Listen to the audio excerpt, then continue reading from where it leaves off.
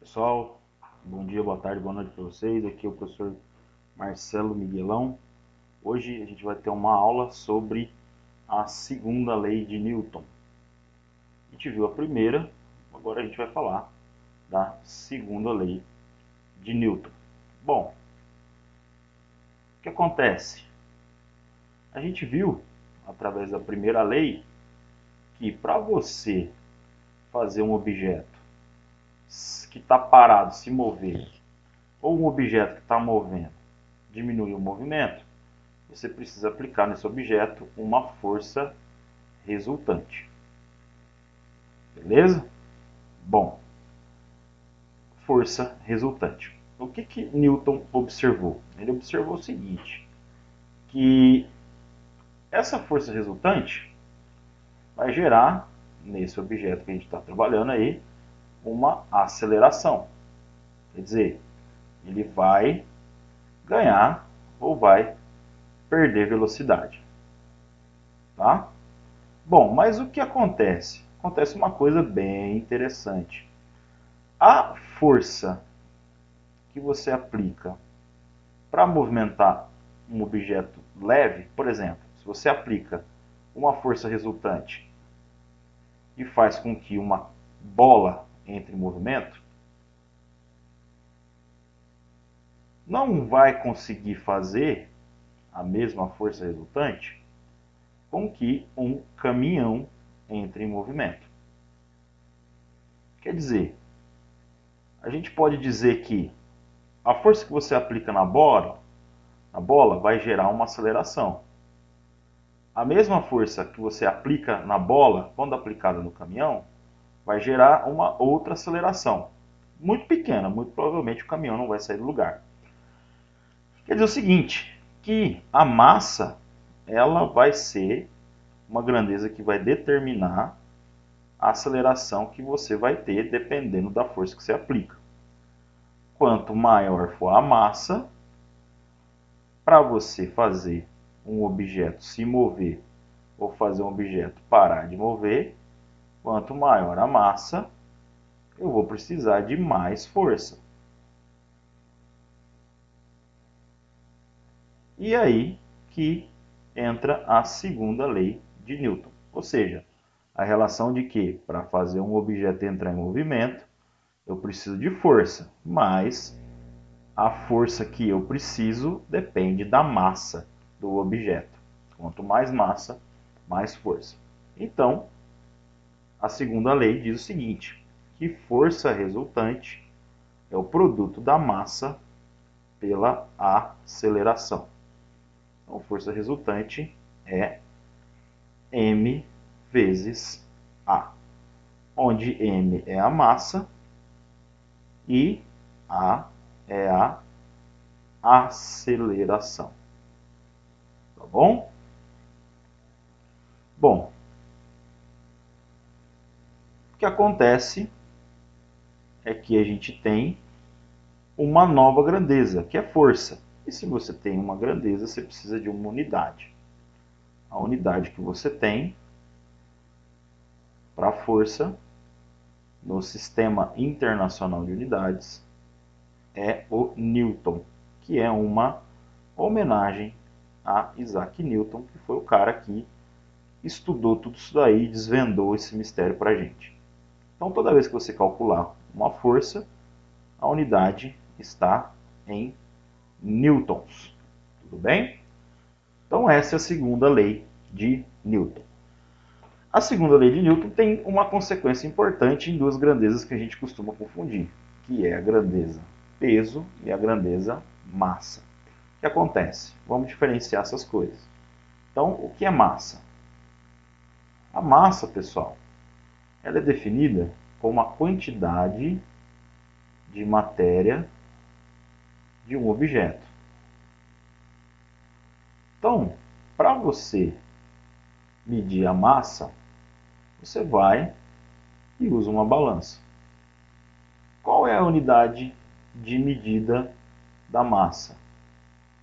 A gente usa para medir massa, a gente usa gramas, quilogramas, miligramas, toneladas e assim por diante. O que é importante ressaltar é que a massa ela não muda independente do lugar que você está. Então a massa é invariável. Então, se você trabalhar com um saco de cimento, sabe que um saco de cimento tem 50 quilos, 50 quilogramas. Aqui na Terra, ele vai ter 50 quilogramas na Lua, ele vai ter 50 quilogramas no Sol, 50 quilogramas em Marte, 50 quilogramas em Júpiter, em qualquer lugar que ele tiver. Por quê? Porque essa quantidade de matéria não muda. Então, ele sempre vai ter a mesma quantidade de matéria em qualquer lugar que ele estiver. Ela é invariável, tá bom? Por outro lado, o peso, que a gente costuma confundir com massa, ele é definido como a força de atração gravitacional. Quer dizer, o seu peso, ele é a força com que a Terra puxa você para baixo. Tá bom? Então a gente não pode confundir as coisas. Massa é o quanto de matéria o objeto tem. O peso é a força de atração gravitacional. E, por ser força, ela tem a medida em Newton. Tá? O que acontece? Como o peso é a força de atração gravitacional, esse peso muda, ele é variável. E depende de quem? Da gravidade de onde o objeto se encontra. Então, o peso é variável, depende da gravidade. Então, a gente vai dar um exemplo aqui para vocês do saco de cimento de 50 kg, se ele estiver na Terra ou se ele estiver na Lua. Então, o peso é variável, depende da gravidade.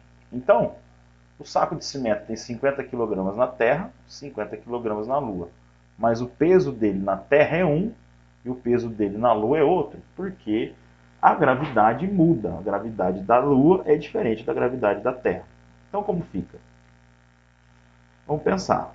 Então, a gente tem um objeto, lá, o saco de cimento. A gente sabe que a massa dele,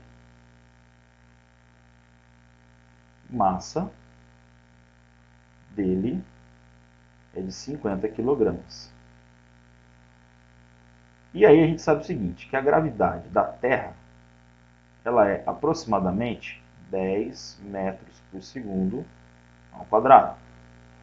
E a gravidade na Lua é de 1,6 metros por segundo ao quadrado.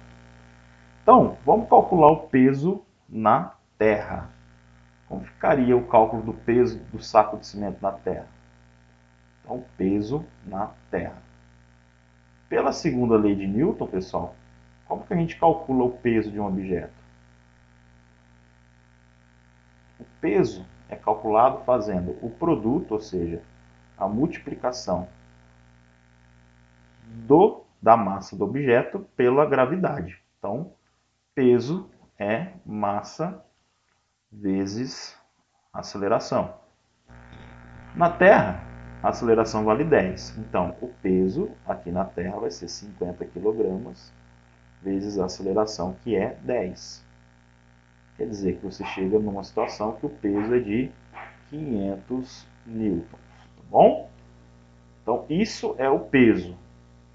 Uma massa de 50 kg tem um peso de 500 newtons na Terra. O que significa dizer isso?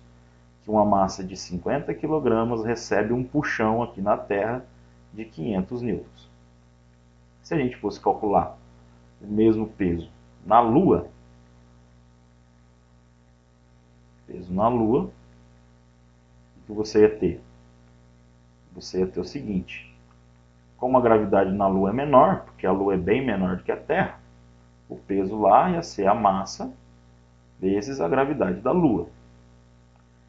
Como a massa não muda, o saco de cimento que tem 50 kg na Terra tem os 50 kg na Lua. Porém, agora a gravidade é de 1,6.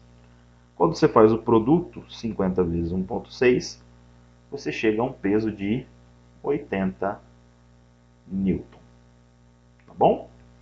Então essa é a grande diferença que nós temos na Terra e na Lua. Por isso que na Lua os objetos aparentemente, né, são mais leves. Por quê? Porque lá a gravidade é menor e a Lua faz um puxão menor. E por isso que lá as coisas são mais leves. Se você pegar a Estação Espacial Internacional, lá onde os astronautas ficam, lá a gente tem um estado que nós chamamos de estado de imponderabilidade. Lá, devido ao movimento da estação, né, lá os astronautas têm a sensação de peso zero, porque lá a gravidade é próxima de zero por conta do movimento. Tudo bem? Então, é isso que a gente tem. Resumindo, para a gente terminar, a gente chega na segunda lei de Newton, dizendo que